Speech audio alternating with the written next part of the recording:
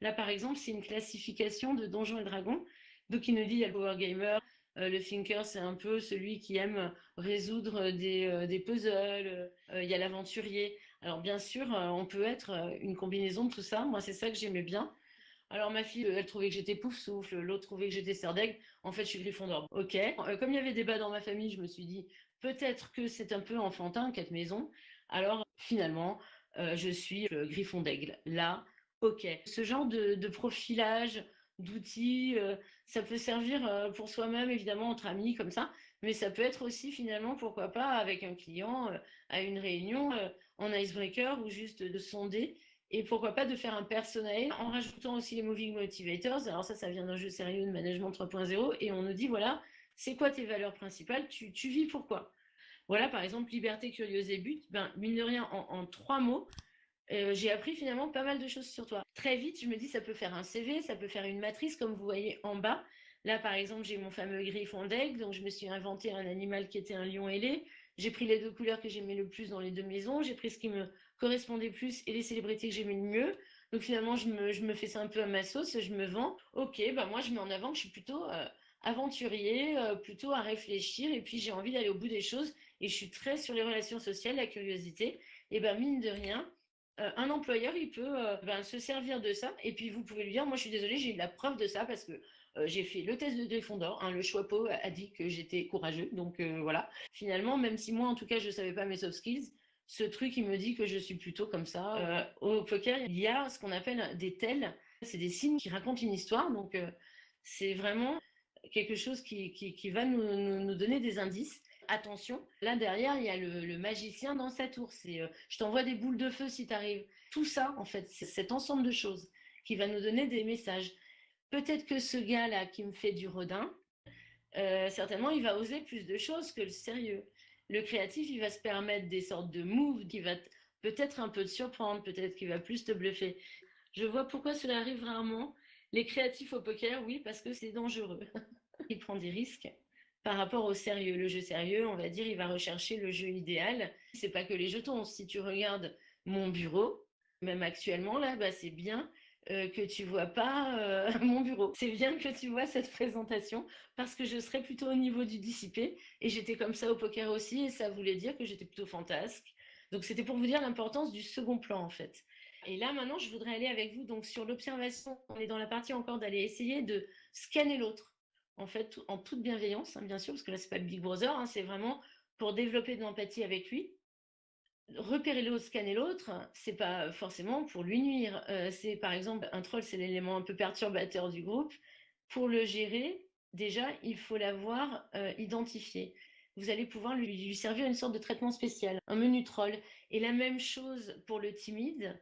Par exemple, en l'occurrence là maintenant, d'ailleurs, je ne vais pas le nommer, j'ai assisté à la fin de la conférence d'avant. Je sais qu'il y a un timide dans la salle. Je ne vais pas lui dire maintenant, viens sur la scène. Et donc, cette espèce de repérage que vous allez faire avant, de cibler, ça va vraiment aussi aider à mettre l'autre en confort. Et c'est un peu ce qu'on veut chercher dans la relation avec autrui, je pense. Et soi-même, ne pas se mettre en danger.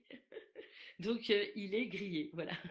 Récemment, moi, j'ai offusqué quelqu'un en l'appelant par son prénom. Elle m'a regardé, elle m'a carrément dit pratiquement, on n'a pas élevé les cochons ensemble. Si je l'avais tutoyé ou si je lui avais fait la bise, je perdais le contrat. Bon, en vrai, je l'ai perdu du coup, puisque j'aurais peut-être pu regarder, voir comment elle faisait autour d'elle.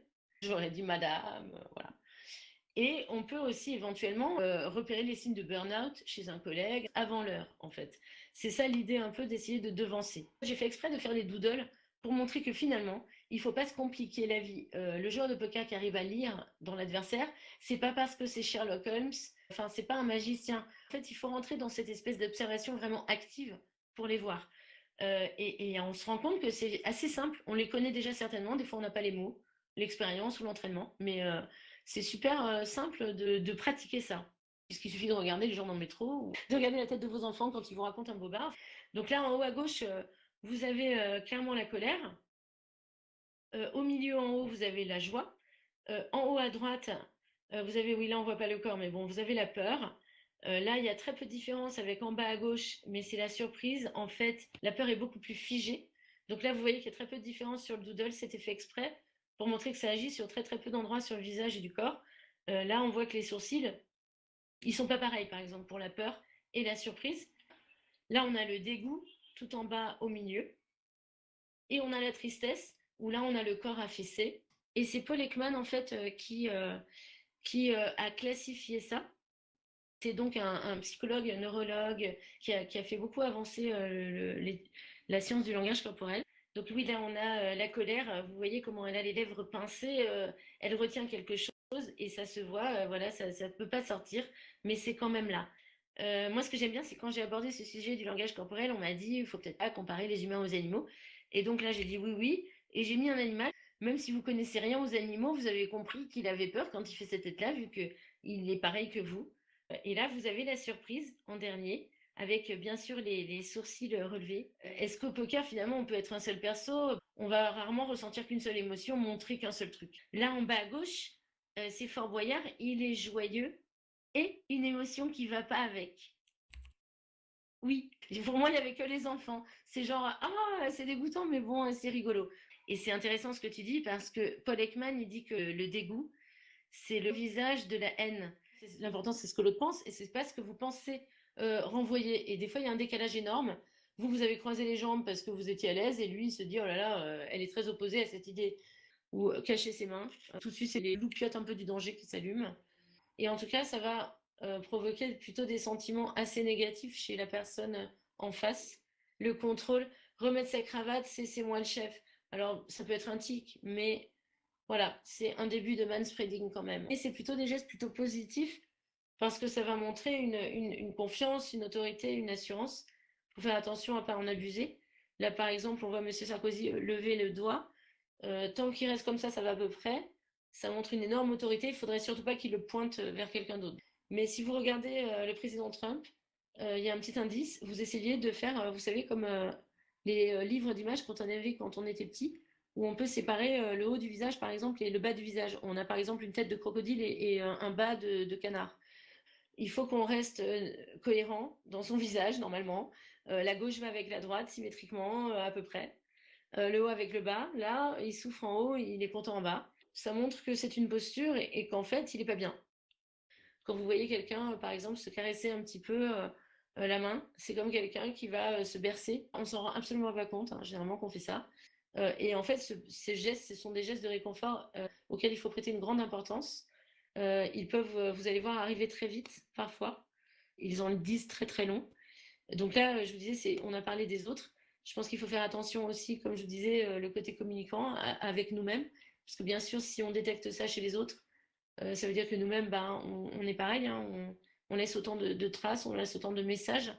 Et il y a des fois, pour bien communiquer ou pour bien se sentir avec soi-même, eh ben, c'est agréable de cacher une information ou se fondre dans la masse. Par exemple, si vous êtes un peu timide, là, vous êtes dans une réunion où il y a beaucoup de monde et vous essayez de faire une tête un peu neutre. En fait, il y a plein de situations où ça peut nous être utile.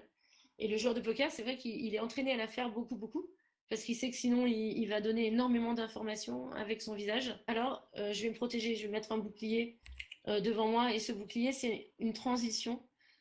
Pour moi, c'est une espèce de bulle. Mais dans la vraie vie aussi, je trouve que malgré tout, il vaut mieux passer par cette poker face que de faire peut-être une tête apeurée ou montrer des signes de colère, comme on a vu évident. Vaut mieux faire l'autruche. Et à un moment donné, le corps peut nous trahir. Donc je me dis, autant déjà finalement le reconnaître sans rendre compte.